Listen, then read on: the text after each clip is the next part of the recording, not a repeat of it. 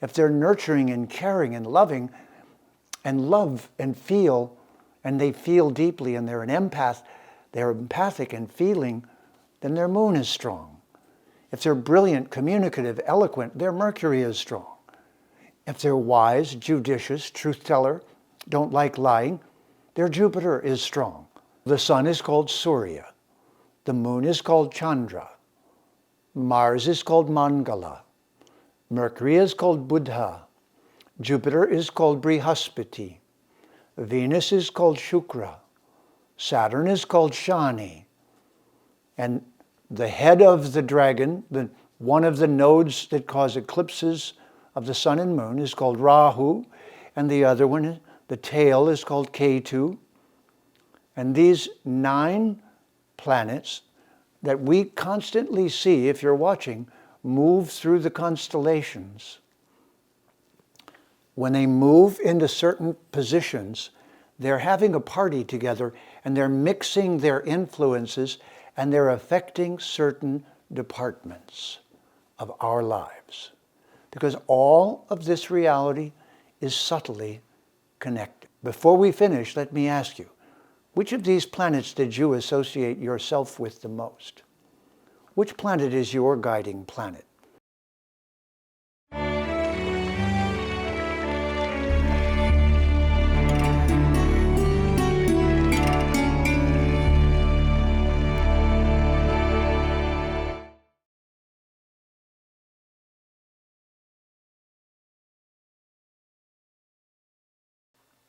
Namaste, and welcome to Vedic Vidya. My name is Jeffrey Armstrong, Kavindra Rishi. Vedic Vidya is available exclusively on Citti Media English channel on Sunday nights at 7 p.m. IST. Our topic tonight is the Science of Jyotish, or Vedic Astrology, and how the results of cause and effect are delivered to humans from life to life.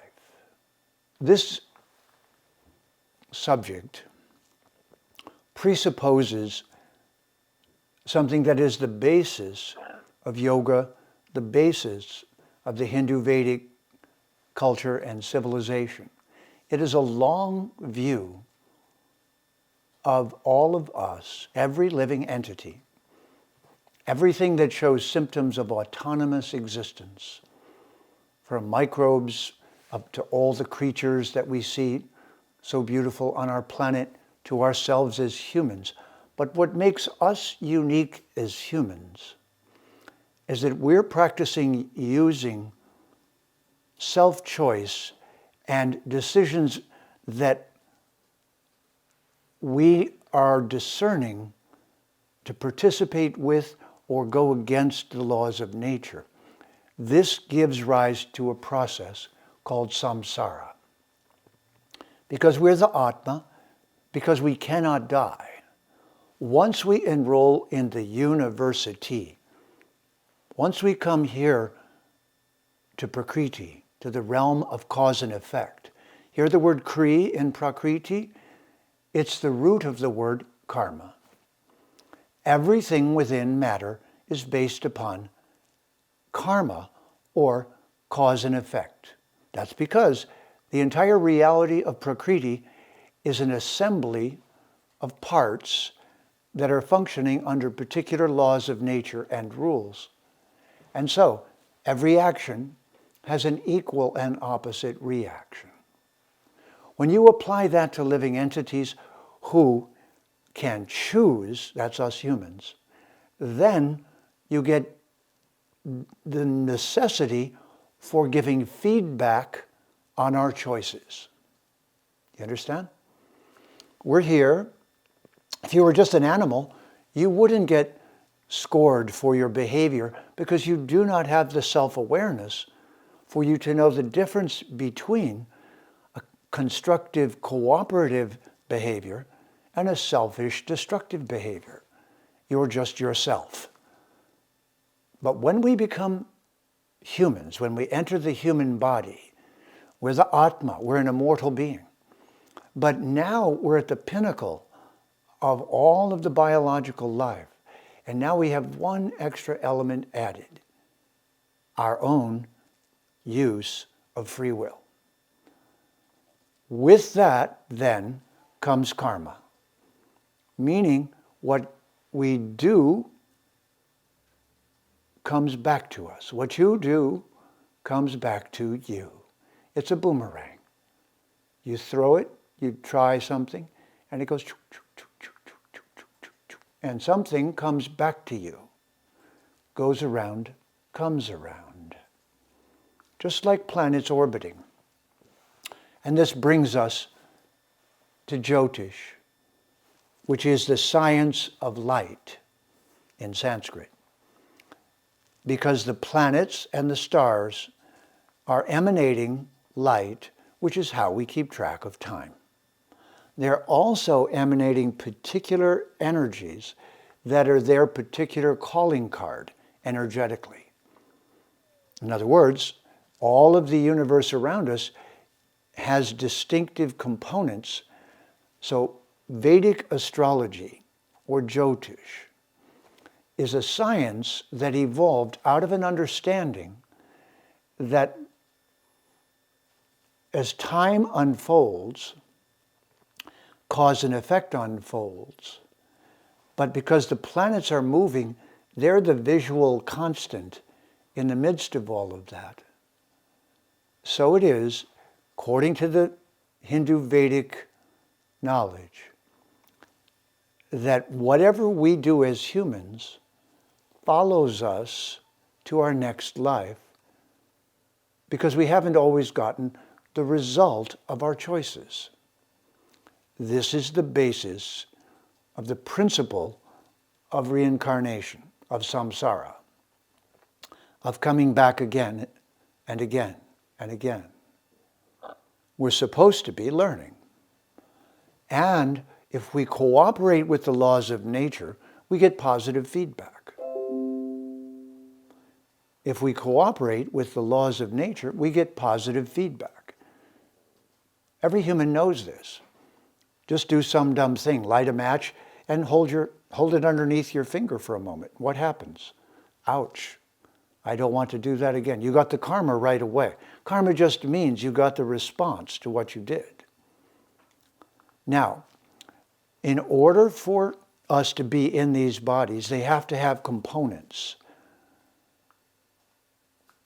Normally in medicine, the components of the body are the heart, the spleen, the liver, the kidneys, the stomach, the gallbladder. If you became a doctor, you'd have to learn the exact functions of each one of those organs and how they cooperate together. This is the principle, the same principle in astrology, that the planets in this sky are actually working as a part of nature, and they, in their relationships with each other, the planets and the stars and the planets with each other, in relation to the passage of time while we're alive and in our body, is the way that time is measured, listen carefully, for the delivery of karma. Let me give you a simple way to think of it. The planets' movements are indicators of when a particular kind of cause and effect is going to be delivered to a particular person. So think of them as UPS, delivering parcels of karma, cause and effect, that we all created in a previous life. We have it coming, whether it's painful or pleasurable. It's ours, got our name on it. They bring it to where we are and they drop it down. And the circumstances for that to occur, we think of them as just happening. But in fact, they're a delivery of parcels of karma, of cause and effect that belong to us. Now, we don't have enough time to go in great detail into this, so let me just make a comparison for you.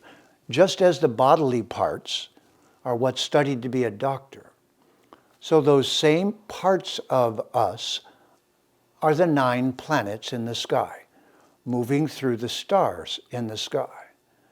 And the science of astrology watches those planets moving through the stars, moving next to each other, and understands that they're not going to cause us to experience certain things. They indicate what things are being delivered to us as the cause and effect we already created in a previous life or in this one. So the 9 planets have personalities just like the 9 bodily organs. Just like the internal organs have a temperament.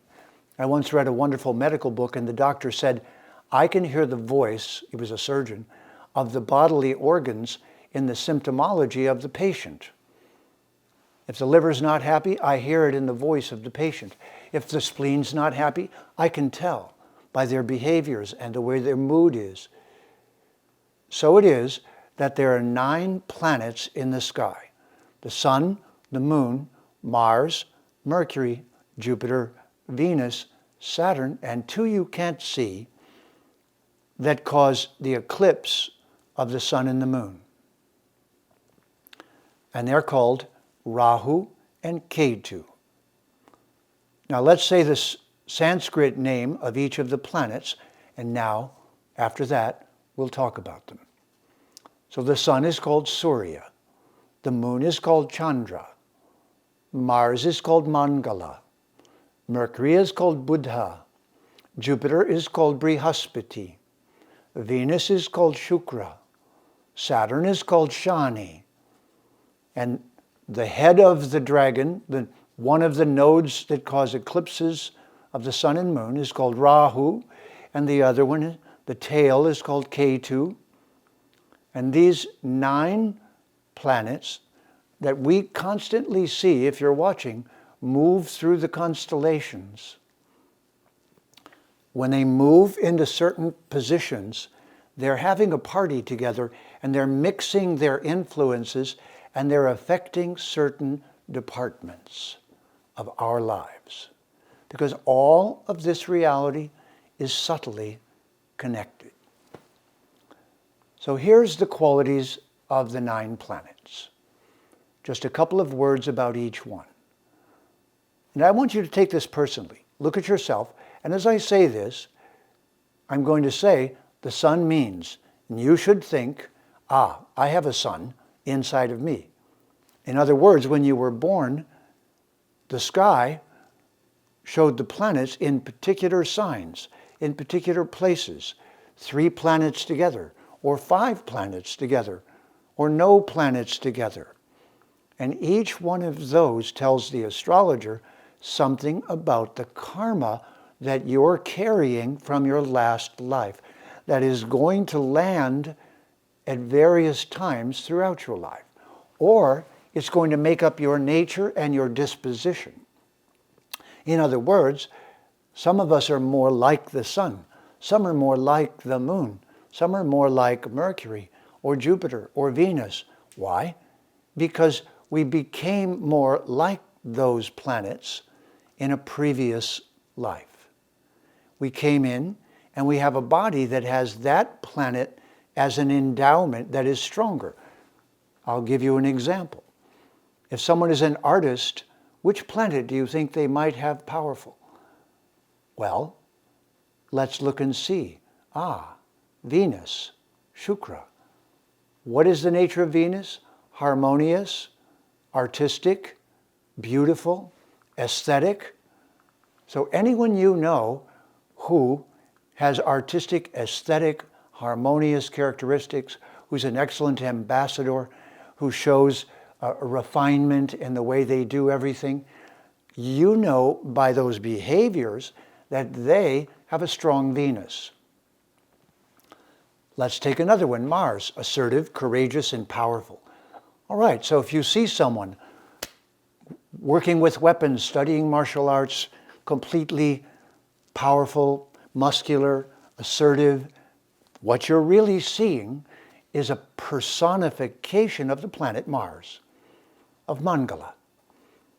If you see someone nurturing, caring, a restaurant where the restaurateur loves to feed people and goes around and says, are you all right? Are you happy? Did that make you happy? Are you well fed? We could just say, oh, that's just a restaurateur. But the fact is, that's the moon, whose nature is to nurture, who is reflective, sensitive, intuitive, emotional. So if the moon is strong in you, and you're listening, if you have those empathic qualities, then you should know that the moon is strong in you, or it was strong when you were born. Now that means if I looked at the piece of paper that tells me where the planets were when you were born, I could predict that you would like to nurture. I could predict you would be a powerful athlete. I could predict, let's take another planet, Mercury, intelligent, a communicator, eloquent. Let me ask you a question. Do I have a weak Mercury or a strong Mercury? Well, you can decide. Am I, do I have trouble communicating? Or, for the most part, am I focused and clear and articulate and studied and have a vocabulary? And I've read many books and studied from many teachers. What planet does that? Well, it turns out two of them, Mercury, because you need to be intelligent, have a good vocabulary, be eloquent, and be a communicator. Now let's learn about another planet. It's called Jupiter, Brihaspati. Jupiter is the planet of wisdom, judgment, and expansion. Have you ever watched a Supreme Court justice analyze evidence in a complex case and see them sort through it carefully? We even use the word judiciously, with great wisdom and understanding, and they're contemplating and judging. So judging is Jupiter. Judging is wisdom, ideally, we hope. And so we actually look for people who have gravitas, who are deep, who are profound, who don't rush to a conclusion, who are balanced and who seek the truth. Don't you know friends who are truth seekers who just hate it when you lie? And some people can't help lying and they lie all the time. Well, that's actually a planet called Rahu. Rahu is a little corrupt, very materialistic, quite selfish. If somebody cares mostly just about themselves and only wants a material outcome, they probably have Rahu dominating their chart. If they're a scientist, now let me ask you a question. Are you capable with all tools, and have you studied all forms of mechanics so that you could take a car apart and put it back together again? Or be a scientist and invent something like a computer or a rocket? No. But it was humans who did those things. They actually had the skill sets to do that. I don't. I'll tell you right here, I would not make a great engineer or mechanic. So what does that tell you in my chart? The planet Saturn is not as strong.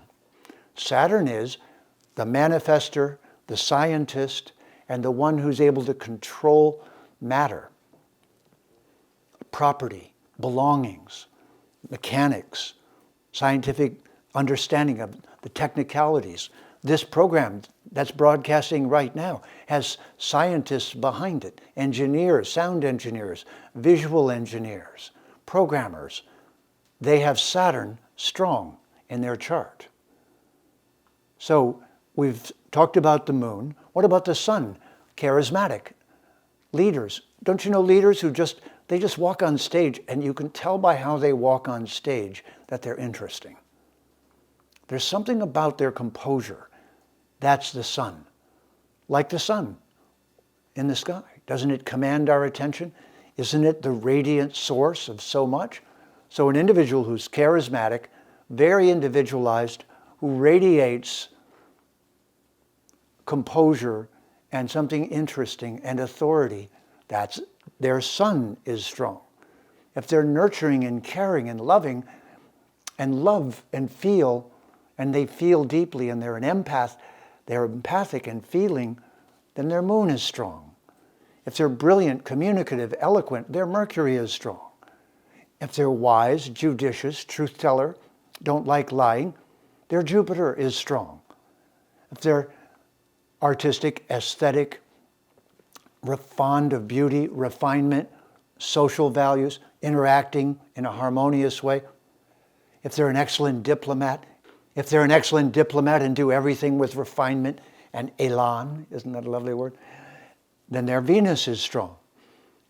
If they're scientific, mechanistic, they can see and understand how everything is working, their Saturn is strong.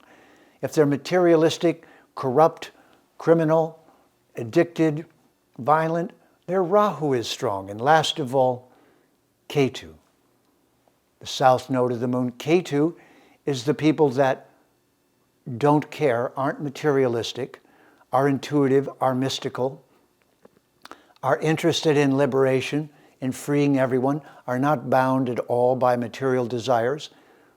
Doesn't that make you think of the indigenous cultures? Of the cultures that were very simple in the way they lived and profound in the way they worked with nature? Don't they call that sometimes the shaman? Those who have a direct knowing of nature and who are not attached to anything, who don't have any possessions except the wisdom that lives inside of them. That's Ketu. Now, before we finish, let me ask you, which of these planets did you associate yourself with the most? Which planet is your guiding planet? Are you radiant, charismatic, and an individual always? Are you nurturing, caring, and reflective? Are you assertive, courageous, powerful? Are you starting to see which planet is which? The first was the sun, radiant, charismatic, individual. Moon, nurturing, caring, intuitive. Mars, assertive, courageous, powerful, competitive. Mercury, intelligent, discerning. Mercury, intelligent, communicative, eloquent, humorous. Comedian, strong Mercury or weak Mercury? Strong Mercury, right? Right on to the next joke, right on to the next pun. Right in front of you, they make another joke. That's Mercury, strong Mercury. Jupiter, wisdom, judgment, depth, fairness, truthfulness, honesty, but careful honesty, not to cause harm. Venus, elegant, beautiful. Go to a beauty shop, go to a parlor where people are made beautiful and watch the people making them beautiful, how careful they are, how their judgment about the values that make something beautiful are so elegant. Watch scientists at work, watch a tool user with their toolbox and making things and bringing them out of nothing. Saturn. And we see around us corrupt individuals embezzling and stealing and taking more than their share. Greedy, taking that which belongs to others. Rahu. Ketu. Liberation. Freedom. Indigenous. These 9 grahas or planets are different and unique in each one of us from the time of our birth. Thank you for listening. Vedic Vidya means shining the light of truth. Tune in to Vedic Vidya on the Citti English channel Sunday night at 7 p.m. IST. My name is Kavindra Rishi, Jeffrey Armstrong. See you next time, and have a Namaste. Please remember to subscribe to us and switch on the notifications for this channel. For our other social media links, more content, and to support our work, please visit citti.net. Dhanyavad. Namaskar.